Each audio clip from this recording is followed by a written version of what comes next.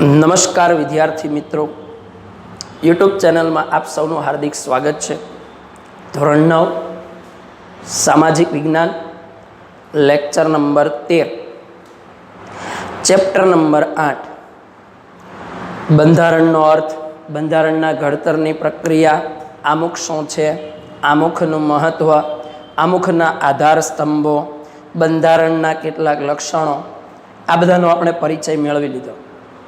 આમ જોઈએ તો અહીંયા ચેપ્ટર નંબર 8 આપણું પૂર્ણ થઈ જાય છે, પરંતુ બંધારણના લક્ષણોમાં લક્ષણ નંબર 4 મજબૂત કેન્દ્રવાળું સમવાય તંત્ર, એમાંથી એક આપણને અલગ સવાલ મળી આવે છે, જે સવાલનો આપણે અહીંયા જવાબ રજૂ કરવાનો છે। તો મજબૂત કેન્દ્રવાળા સમવાય તંત્રમાં ફરીથી થોડીક પ્રાથમિક માહિતી લઈ અને પછી આપણે આગળ વધવાનો પ્રયત્ન કરીએ। તો ભારતના બંધારણમાં ક્યાંય સમવાય એટલે કે ફેડરલ શબ્દનો ઉપયોગ કરવામાં આવેલો નથી। ભારત એક સંઘીય રાજ્ય છે। ભારત રાજ્યોનો બનેલો સંઘ છે, રાજ્યોનો બનેલો સમૂહ છે। તો ભારતના બધા રાજ્યો ભારત એટલે કે કેન્દ્ર સાથે અવિરત રીતે જોડાયેલા છે। આઝાદી મળી એ વખતે, સ્વતંત્રતા વખતે ટોટલ 562 દેશી રાજા રજવાડા હતા। સરદાર વલ્લભભાઈ પટેલે પોતાની કુનેહ બુદ્ધિથી આ બધા રાજ્યોને ભારતીય સંઘમાં જોડી ભારતને એક અખંડ અને સમૃદ્ધ ભારતનો પાયો નાખવામાં સહકાર આપ્યો। ત્યાર પછી શું બન્યું છે તો કે કેટલાક એ વખતે 562 દેશી રાજા રજવાડાઓ જે હતા એ બધા જોડાયેલા નહોતા। 3 પ્રદેશો જોડાયેલા નહોતા, જુનાગઢ, હૈદરાબાદ અને જમ્મુ કાશ્મીર। એમને પણ પોતાની બળબુદ્ધિ કુનેહ વાપરી અને ધીમે ધીમે એક પછી એક ભારતીય સંઘમાં જોડી દીધા। કારણ કે જો એ બધા નહીં જોડાય તો ભારત એક ખંડિત રાજ્ય બની જાય। એટલે ભારતને એક અખંડ અને સમૃદ્ધ બનાવવા માટે સરદાર વલ્લભભાઈ પટેલ દ્વારા આ પ્રવૃત્તિ કરવામાં આવી અને ભારત બધા રાજ્યોના જોડાવાથી એક સંઘીય રાજ્ય એટલે કે એક સંઘ પ્રદેશ, એક સમૂહ બની ગયો। તો અહીંયા આપણે ભારતને એક સંઘ શા માટે કહીએ? કોઈ ગામડા કે શહેરમાંથી યાત્રાએ જતી વખતે 10 લોકો, 15 કે 20, 25 લોકો સામાન્ય રીતે સમૂહમાં જતા હોય છે, જેને આપણે શ્રદ્ધાળુઓ, યાત્રાળુઓ તરીકે ઓળખતા હોઈએ। એટલે કે એમનો એક સંઘ કહેવાય, એમનો એક સમૂહ કહેવાય। એમ અહીંયા ભારતમાં પણ 29 રાજ્ય અને 6 કેન્દ્ર શાસિત પ્રદેશો એટલે કે ભારત 35 ઘટકોનો બનેલો દેશ છે।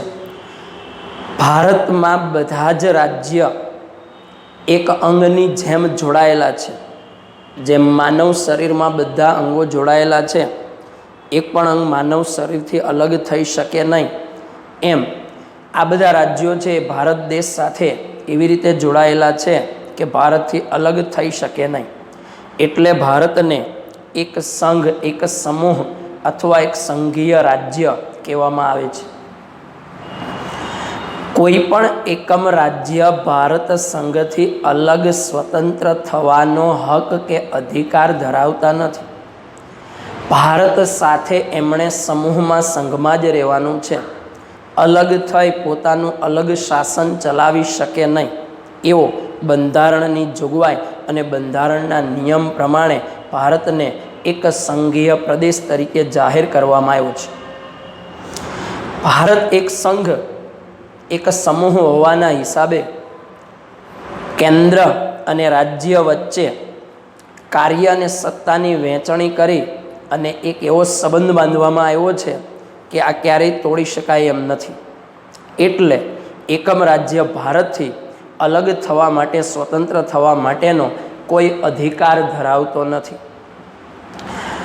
તો અહીંયા સંઘ સરકાર અને રાજ્ય સરકારને પોતાના જે કાર્યક્ષેત્રમાં આવતી સત્તા અને કાર્યોની વહેંચણી કરવામાં આવી છે। કેન્દ્રએ પોતાના નિયમ પ્રમાણે કાર્ય અને સત્તા ભોગવવાની છે. રાજ્યોએ પોતાના નિયમ પ્રમાણે, પોતાના જે કંઈ પણ કાયદાઓ ઘડે એ પ્રમાણે એમણે પણ કાર્ય અને સત્તા ચલાવવાની છે. તો કેન્દ્ર અને રાજ્ય વચ્ચે કાર્ય સત્તાની સ્પષ્ટ વહેંચણી કરવામાં આવી છે. કોને કેટલી સત્તા, કઈ રીતે સત્તા મળેલી છે એની આપણે અહીંયા ચર્ચા કરવાની છે, માહિતી મેળવવાની છે. તો કેટલીક વખત એવું બનતું હોય કે કેન્દ્ર અને રાજ્ય વચ્ચે કાર્ય અને સત્તા વહેંચણી બાબતમાં કોઈ પ્રશ્ન ઊભો થાય, કોઈ મોટી મડાગાંઠ ઊભી થાય તો એનું સોલ્યુશન લાવવું પડે. અને એનું સોલ્યુશન લાવવા માટે બંધારણના સાચા અર્થઘટનને આધારે બંને વચ્ચેની મડાગાંઠને ઉકેલી શકાય. જો એ ઉકેલવામાં નહીં આવે તો કેન્દ્ર અને રાજ્ય યોગ્ય રીતે કામગીરી બજાવી શકે નહીં. તેથી અહીંયા કેન્દ્ર અને રાજ્ય સરકારને કાર્ય અને સત્તાની સ્પષ્ટ વહેંચણી કરવામાં આવી છે. તો આ કેન્દ્ર અને રાજ્ય સરકાર એક સંઘ અને સમૂહ હોવાના હિસાબે બંને વચ્ચે કાર્ય સત્તાની જે વહેંચણી કરવામાં આવી છે એની આપણે અહીંયા માહિતી મેળવવાની છે. તો હવે પછી આપણે જોઈએ તો અલગથી સવાલ તારવવામાં આવેલો છે કે સંઘ અને રાજ્ય વચ્ચે કાર્ય અને સત્તાની વહેંચણી કેવી રીતે કરવામાં આવે છે. સંઘને કઈ રીતે કઈ કઈ સત્તાઓ મળે છે, કયા કયા કાર્યો સોંપવામાં આવ્યા છે. રાજ્યને કઈ સત્તા મળેલી છે, કયા કયા કાર્યો સોંપવામાં આવેલા છે. અને એ માહિતી આપણને અહીંયા સમજાવવામાં આવેલી છે. સંઘ અને રાજ્ય વચ્ચે કાર્ય અને સત્તાની સ્પષ્ટ વહેંચણી કેવી રીતે કરવામાં આવે. સંઘ અને રાજ્ય વચ્ચે કાર્ય સત્તાની વહેંચણી કરવા માટે 3 યાદી બનાવવામાં આવી. સંઘ યાદી, રાજ્ય યાદી અને સંયુક્ત યાદી.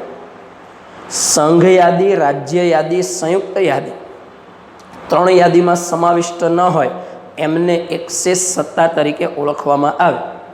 તો સંઘ યાદી, રાજ્ય યાદી અને સંયુક્ત યાદી ત્રણેયમાં સંઘ રાજ્ય વચ્ચે કાર્ય સત્તાની કેવી રીતે વહેંચણી કરવામાં આવી છે એની આપણે માહિતી મેળવવાની છે.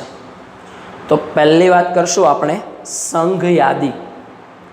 તો સંઘ એટલે કેન્દ્ર, કેન્દ્ર એટલે આપણા દેશની સરકાર.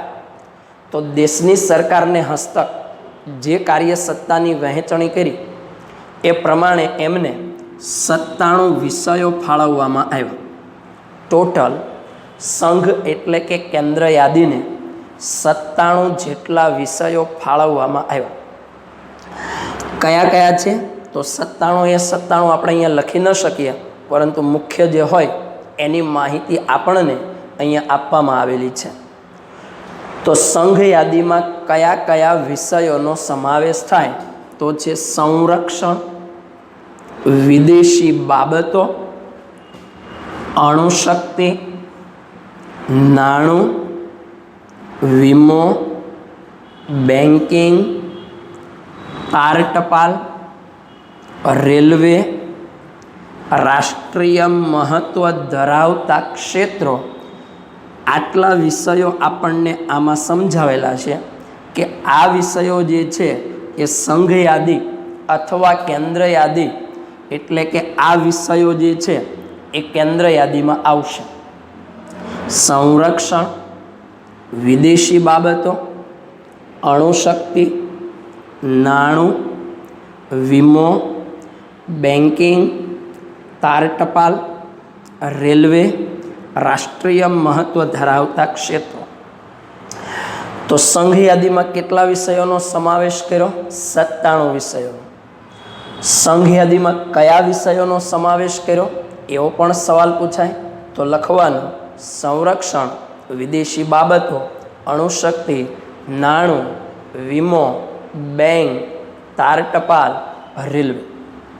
હવે સંઘ યાદીમાં કાયદો ઘડવાની સત્તા, એમાં ફેરફાર, સુધારા વધારા કરવાની સત્તા કોની પાસે હોય તો કેન્દ્ર સરકાર પાસે છે. સંઘ યાદી છે એમાં જે કાયદો ઘડવામાં આવે, કાયદો બનાવવામાં આવે, જોગવાઈઓ તૈયાર કરવામાં આવે તો કાયદો ઘડવાની સત્તા કોને મળે છે? કેન્દ્ર સરકારને મળે છે.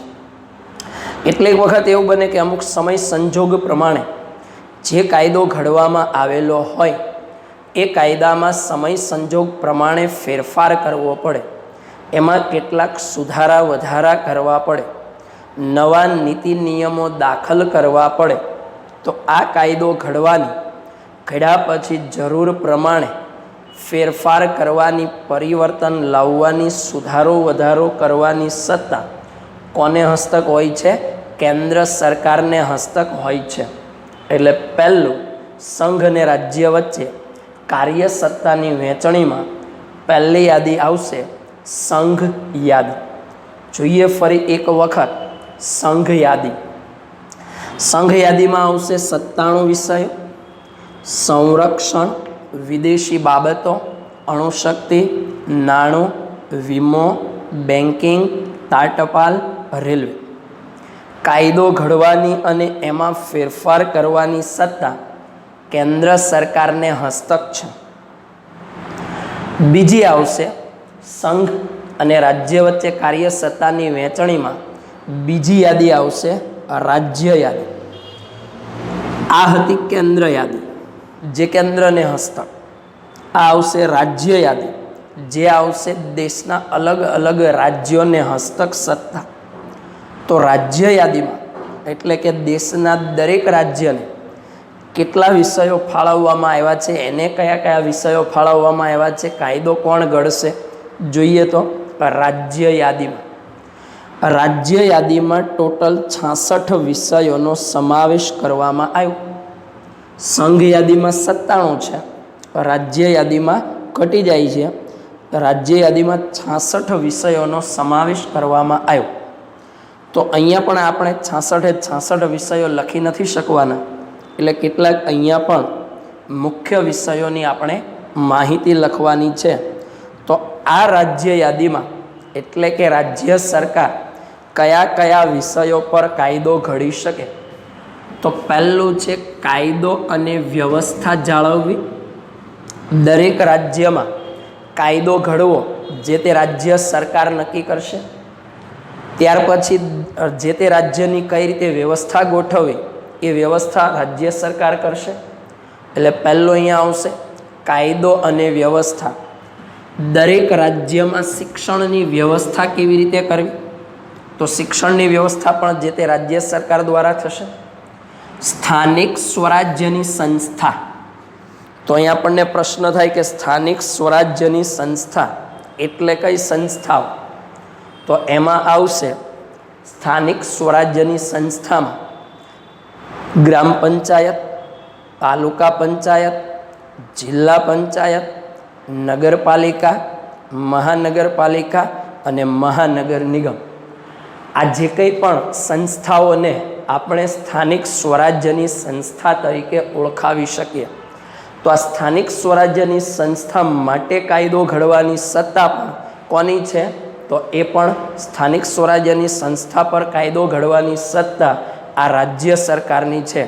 જે તે રાજ્ય સરકાર સ્થાનિક સ્વરાજ્યની સંસ્થા માટેનો કાયદો નક્કી કરી શકે. ફરી એક વાત જોઈએ, સ્થાનિક સ્વરાજ્યની સંસ્થામાં કઈ કઈ સંસ્થાઓ આવશે? તો એમાં આવશે ગ્રામ પંચાયત, તાલુકા પંચાયત, જિલ્લા પંચાયત, નગરપાલિકા, મહાનગરપાલિકા, મહાનગર નિગમ. ત્યાર પછી રાજ્ય યાદીમાં આવશે કૃષિ એટલે ખેતી, સિંચાઈ, આરોગ્ય એટલે સ્વાસ્થ્યની સુવિધાઓ, ભૂમિ એટલે જમીન, રાજ્યોનો આંતરિક વેપાર અને વાણિજ્ય. તો રાજ્ય યાદીમાં કેટલા વિષયો છે? રાજ્ય યાદીમાં 66 વિષયો છે. રાજ્ય યાદીમાં કયા કયા વિષયોનો સમાવેશ કરવામાં આવ્યો છે?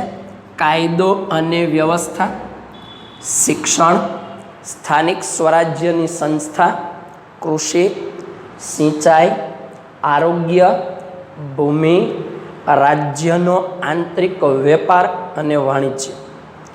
કાયદો ઘડવાની સત્તા રાજ્ય યાદીમાં કોને મળશે? તો કાયદો બનાવવાની, કાયદો ઘડવાની, કાયદાની જોગવાઈ નક્કી કરવાની સત્તા અહીંયા મળશે રાજ્યને. એટલે કાયદો ઘડવાની સત્તા રાજ્યની છે. કાયદામાં સમય સંજોગ પ્રમાણે સુધારા વધારા કરવાની, ફેરફાર કરવાની, પરિવર્તન લાવવાની સત્તા પણ કોની હોય છે? રાજ્યની હોય છે. તો સંઘ યાદીમાં કાયદો ઘડવાની સત્તા, ફેરફાર કરવાની સત્તા સંઘ સરકાર, કેન્દ્ર સરકારને છે. જ્યારે રાજ્ય યાદીમાં કાયદો ઘડવાની અને એમાં ફેરફાર કરવાની સત્તા કોની હોય છે? રાજ્યની હોય છે. તો બીજું આવશે સંઘ અને રાજ્ય વચ્ચે કાર્ય સત્તાની વહેંચણીમાં બીજી યાદી આવશે રાજ્ય યાદી. જોઈએ રાજ્ય યાદી. તો રાજ્ય યાદીમાં કેટલા વિષયો છે? રાજ્ય યાદીમાં છે 66 વિષયો. કયા કયા વિષયોનો સમાવેશ છે? કાયદો અને વ્યવસ્થા, શિક્ષણ, સ્થાનિક સ્વરાજ્યની સંસ્થા, કૃષિ, સિંચાઈ, આરોગ્ય, ભૂમિ, રાજ્યનો આંતરિક વેપાર, વાણિજ્ય. કાયદો ઘડવાની અને તેમાં ફેરફાર કરવાની સત્તા કોની પાસે છે? રાજ્ય પાસે છે. હવે આવશે કાર્ય અને સત્તાની વહેંચણીમાં ત્રીજી યાદી, એટલે આવશે સંયુક્ત યાદી. તો સંઘ યાદીમાં 97 વિષય, રાજ્ય યાદીમાં 66 વિષય અને ત્રીજું છે સંયુક્ત યાદીમાં કેટલા વિષયો આવશે? 47 વિષયોનો સમાવેશ કરવામાં આવે. તો અહીંયા પણ આપણે 47 વિષયો લખી શકશું નહીં. તો કેટલાક મહત્ત્વના મુખ્ય વિષયો છે એની માહિતી આપેલી છે. તો કયા કયા વિષયો સંયુક્ત યાદીમાં સમાવિષ્ટ થશે?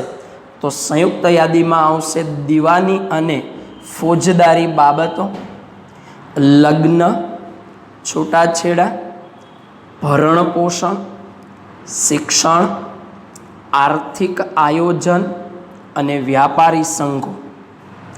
તો સંયુક્ત યાદીમાં કયા કયા વિષયોનો આપણે સમાવેશ કર્યો? તો સંયુક્ત યાદીમાં આવશે દીવાની અને ફોજદારી બાબતો, લગ્ન, છૂટાછેડા, ભરણ પોષણ, શિક્ષણ, આર્થિક આયોજન, વ્યાપારી સંઘ વગેરેનો સમાવેશ થાય.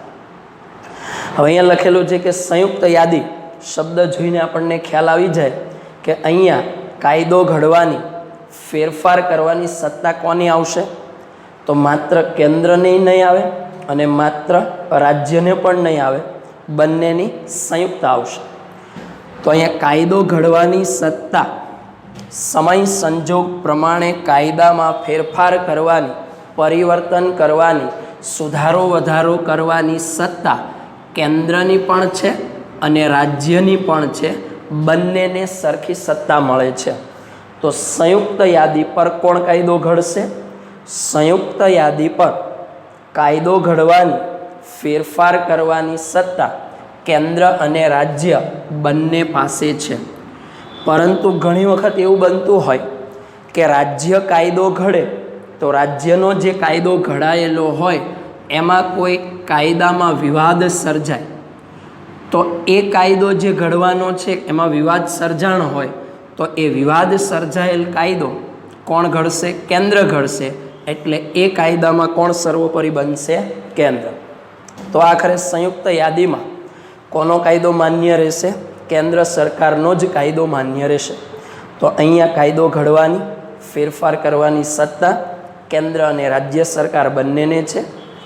કેટલીક વખત રાજ્યના કાયદામાં જો કોઈ વિવાદ સર્જાય તો કેન્દ્રને કાયદો સર્વોપરી ગણવામાં આવે છે. તો જોઈએ સંયુક્ત યાદી ફરી એક વખત. સંયુક્ત યાદીમાં કેટલા વિષય આવશે? 47 વિષયો. કયા કયા વિષયોનો સમાવેશ થાય? દીવાની અને ફોજદારી બાબતો, લગ્ન, છૂટાછેડા, ભરણ પોષણ, શિક્ષણ, આર્થિક આયોજન, વ્યાપારી સંઘો. કાયદો ઘડવાની, એમાં ફેરફાર કરવાની સત્તા કેન્દ્ર અને રાજ્ય બંને પાસે છે. પરંતુ રાજ્યના કાયદામાં ક્યારેય કોઈ વિવાદ ઊભો થાય તો કેન્દ્રનો કાયદો સર્વોપરી અને માન્ય ગણાય.